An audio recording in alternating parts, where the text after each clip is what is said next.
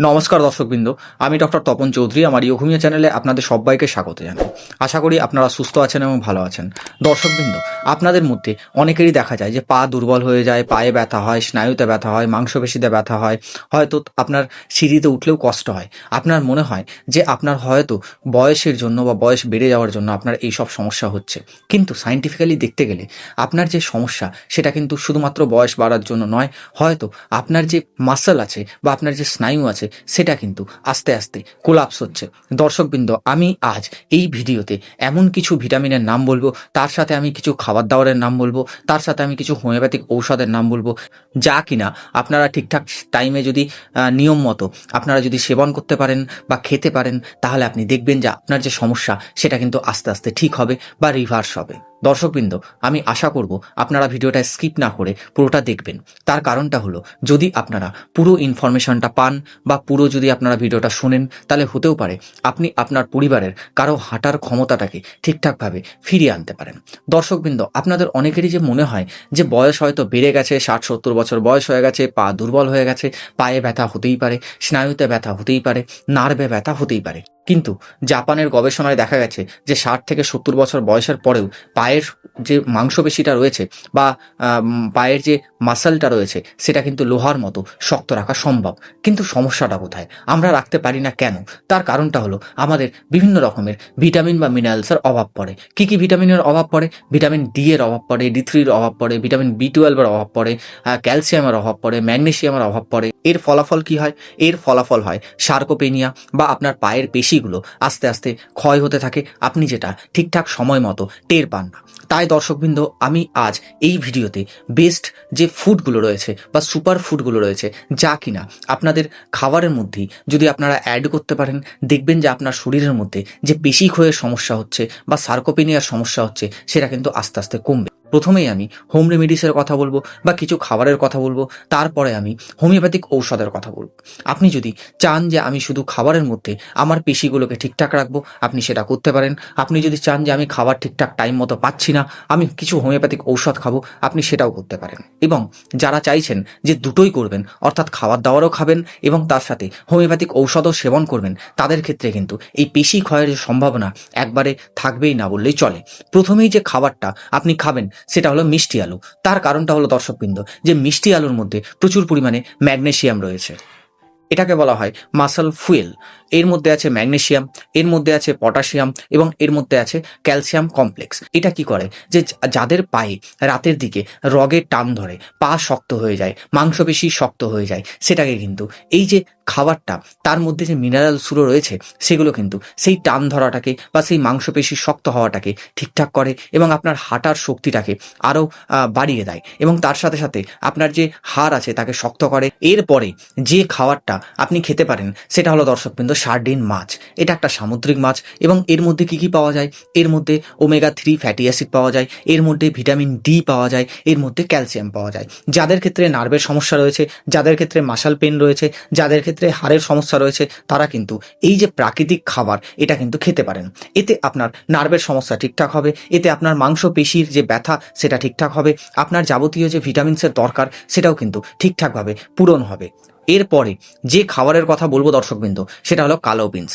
যারা ভেজ খান বা যারা নিরামিষ খান, এছাড়াও অনেক বয়স্করা আছেন যারা ঠিকঠাক করে মাংস খেতে পারেন না, তাদের জন্য এই কালো বিনস গোল্ডেন মাইন হিসাবে কাজ করবে। তার কারণটা হলো দর্শকবৃন্দ, এর মধ্যে আছে প্লান্ট প্রোটিন, এর মধ্যে আছে আয়রন, এর মধ্যে আছে ফাইবার, যা কিনা আপনার পেশি ক্ষয়টাকে ধীর করে, যা কিনা আপনার হাঁটার শক্তিটাকে বাড়ায়, যা কিনা আপনার পেশির যে কন্ট্রাকশন আছে বা মাসল কন্ট্রাকশন আছে সেটাকে ঠিকঠাক করে। এরপরে যে খাবারটা আপনি খেতে পারেন দর্শকবৃন্দ, সেটা হলো ডিম। ডিম হলো ভিটামিন রিপেয়ার মাসল প্যাক। এই যে ডিম, এর মধ্যে আছে vitamin B complex, vitamin B12, leucine এবং তার সাথে আছে প্রোটিন। যদি আপনি ডিম না খান, আপনার মধ্যে মাসল যে প্রোটিন সেটা হ্রাস পেয়ে যাবে, আপনার নার্ভের সমস্যা স্টার্ট হবে, আপনার পায়ে ঝিনঝিন হওয়ার যে প্রবণতা সেটা স্টার্ট হবে, আপনার প্যারালাইসিস ভাব হওয়াটা স্টার্ট হবে। তাই আপনার মাঝে মধ্যে ডিমটাকেও খাওয়া উচিত, যাতে কিনা আপনার শরীরের মধ্যে ঠিকঠাকভাবে মিনারেলসের যে পরিমাণটা সেটা যেন ঠিকঠাক থাকে। এরপরে যে খাবারটা আপনি খেতে পারেন দর্শকবৃন্দ, সেটা হলো সালমন মাছ। যাদের ক্ষেত্রে হাতে পায়ে জ্বালা হয়, হাতের তলায় পায়ের তলায় জ্বালা হয়, হাত ঝিনঝিন করে, হাত পা কাঁপে, বা দেখা গেল তাদের হাতের আঙুলে জয়েন্টে জয়েন্টে ব্যথা হচ্ছে, তাদের জন্য কিন্তু এই খাবারটা সব থেকে বেস্ট হিসাবে কাজ করে। কারণ দর্শকবৃন্দ, এই সব যে সমস্যাগুলো, এগুলো কিন্তু বেশিরভাগ কারণে আমরা যেটা দেখতে পাই সেটা হলো ভিটামিন D3 ডেফিসিয়েন্সির জন্য। এই যে সালমন মাছ, এর মধ্যে রয়েছে হাই প্রোটিন, এর মধ্যে রয়েছে ওমেগা 3 ফ্যাটি অ্যাসিড, এর মধ্যে রয়েছে ভিটামিন D3। আপনাদের যাদের বয়স 60 থেকে 70 বছর হয়ে গেছে বা হবে, তাদেরকে সব থেকে বেশি যে জিনিসটা মনে রাখতে হবে সেটা হলো যে আপনাদের বয়স বাড়ার সাথে সাথে আপনার শরীরের মধ্যে কি কি ভিটামিনগুলো সব থেকে বেশি দরকার বা কি কি মিনারেলসগুলো সব থেকে বেশি দরকার, যার জন্য আপনার যে পায়ের শক্তি বা হাঁটার শক্তি সেটা ঠিকঠাক থাকবে, সেটাকে আপনাকে মনে রাখা। প্রথমটা হলো ভিটামিন D3, তারপরে হলো ভিটামিন B12, তারপরে হলো ক্যালসিয়াম, ম্যাগনেসিয়াম এবং ওমেগা 3 ফ্যাটি অ্যাসিড। আপনাকে এই যে 5টা ভিটামিন, এটাকে মনে রাখা দরকার, কারণ এগুলো প্রচুর পরিমাণে গুরুত্বপূর্ণ ভিটামিন। যে ভিটামিনগুলো আপনার শরীরের মধ্যে যদি একটাও কমে যায়, তাহলে কিন্তু আপনার সমস্যা স্টার্ট হবে, বা পেশি ক্ষয় স্টার্ট হবে, আপনার নার্ভের সমস্যা স্টার্ট হবে, আপনার মাংস পেশিতে ব্যথা যন্ত্রণার সমস্যাটা স্টার্ট হয়ে যাবে বা শুরু হয়ে যাবে।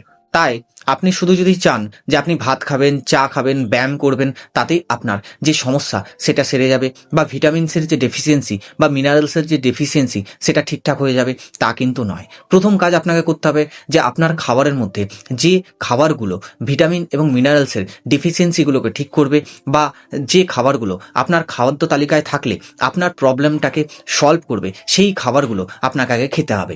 এটা হবে আপনার প্রথম চিকিৎসা। এরপরে আপনি কি করতে পারেন, এরপরে অ্যাজ এ মেডিসিন রূপে আপনি হোমিওপ্যাথিক মেডিসিন সেবন করতে পারেন। এই সমস্যাতে আপনি দুটো মেডিসিন কন্টিনিউয়াসলি বা রেগুলার বেসিসে আপনি কিন্তু সেবন করতে পারেন যদি আপনার সমস্যা হয়। প্রথম মেডিসিনটা হলো দর্শকবৃন্দ, যে ব্যাকসন কোম্পানির ভিটামিন D+ যে ট্যাবলেট পাওয়া যায়, সেটা আপনি ইউজ করতে পারেন বা সেটা আপনি ব্যবহার করতে পারেন। এটা একটা পেটেন্ট ওষুধ, এবং এই ঔষধের মধ্যে বিভিন্ন রকমের যে ভিটামিনসগুলো রয়েছে বা মাল্টিভিটামিন ঔষধ রূপে আপনি এই ঔষধটাকে বা ব্যাকসন D+ যে ট্যাবলেটটা রয়েছে সেটাকে আপনি সেবন করতে পারেন। কি করে সেবন করবেন? প্রতিদিন রাত্রেবেলা একটা করে ট্যাবলেট আপনি কিন্তু ঘুমানোর সময় খেয়ে ঘুমোতে পারেন। এতে দেখবেন যে আপনি যখন কন্টিনিউয়াসলি 1 মাস মতো এই ঔষধটা সেবন করবেন, দেখবেন আপনার শরীরের মধ্যে যে ম্যাক্সিমাম ভিটামিনসের লেভেল কমে গেছিল সেটা কিন্তু আস্তে আস্তে নর্মাল হতে থাকবে। এর সাথে আপনি যদি রোজা ক্যানিনা যে মাদার টিংচার হোমিওপ্যাথিক মেডিসিনটা আছে, সেটা যদি 10 ফোঁটা করে দিনে একবার সকালে ঘুম থেকে উঠে খালি পেটে 1 কাপ নর্মাল জলে মিশিয়ে আপনি যদি খেতে থাকেন, তাহলে দেখবেন আপনার শরীরের মধ্যে যে ভিটামিন বা মিনারেলসের অভাব হচ্ছিল সেটাও কিন্তু আস্তে আস্তে পূরণ হতে থাকবে। এরপরে আপনাদের মনে অনেকেরই কোশ্চেন জাগতেই পারে যে আমি তাহলে কি এই ঔষধগুলো কন্টিনিউয়াসলি খাবো? তাহলে আমি বলবো দর্শকবৃন্দ যে আপনি এই ঔষধগুলো কন্টিনিউয়াসলি 1 মাস সেবন করুন, তারপরে আপনি 1 মাস গ্যাপ দিন, আবার আপনি 1 মাস সেবন করুন। এইভাবে করেই এই ঔষধগুলো আপনি কিন্তু সেবন করতে পারেন। এতে দেখবেন যে আপনার যে সমস্যা সেটা কিন্তু আস্তে আস্তে কমতে থাকবে, এবং আপনার মধ্যে যে একটা এনার্জি পাওয়ার সেটা কিন্তু বিল্ড হতে থাকবে, এবং আপনার পায়ের যে শক্তিটা কমে গেছিল বা দুর্বল হয়ে গেছিল সেটাও কিন্তু ঠিকঠাক হতে থাকবে। কিন্তু কন্টিনিউয়াসলি এই ঔষধগুলো 2 মাস 3 মাস এভাবে খেতে যাবেন না। আপনি 1 মাস কন্টিনিউয়াসলি খান, তারপরে আবার 1 মাস গ্যাপ দিন, তারপর আবার আপনি 1 মাস কন্টিনিউয়াসলি খান। এতেই দেখবেন যে আপনি ভালো রেজাল্ট পাবেন এবং আপনি দ্রুত রেজাল্ট পাবেন। আশা করব দর্শকবৃন্দ আজকের যে আলোচনা আপনার খুব ভালো লেগেছে এবং উপকারে আসবে। যদি ভালো লাগে বা উপকারে আসে, অবশ্যই ভিডিওটা লাইক, কমেন্ট এবং শেয়ার করবেন। যদি আপনি এই চ্যানেলে নতুন হন, অবশ্যই চ্যানেলটা সাবস্ক্রাইব করে পাশে থাকা বেল আইকনটা প্রেস করে দেবেন, যাতে কিনা যখনই আমি এরকম ইনফরমেটিভ কিছু আপলোড দেবো তখনই যেন আপনার কাছে দ্রুতই নোটিফিকেশনটা পৌঁছে যায়। ভালো থাকুন, সুস্থ থাকুন, দেখতে থাকুন ইয়োগভূমিয়া চ্যানেল। দেখা হবে আবার নেক্সট কোনো আলোচনায় বা নেক্সট কোনো টপিকে। আজকের মতো ধন্যবাদ, নমস্কার।